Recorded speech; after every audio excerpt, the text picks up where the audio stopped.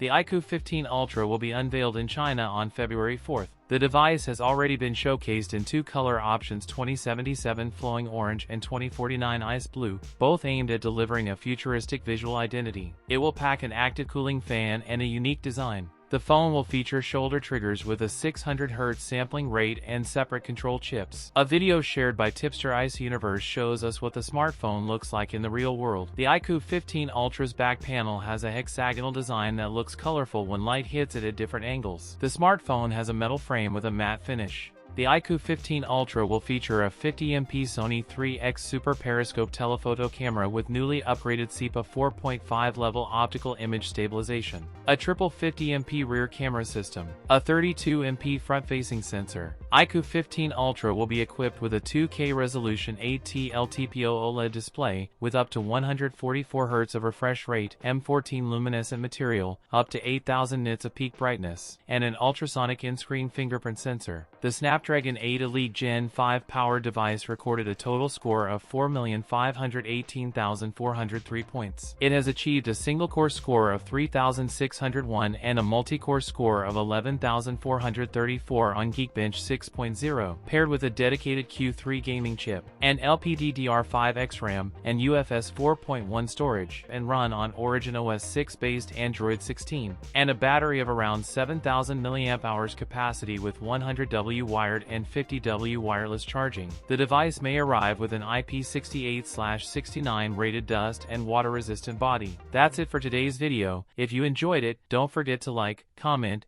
and subscribe for more content. Thanks for watching, and I'll see you in the next one.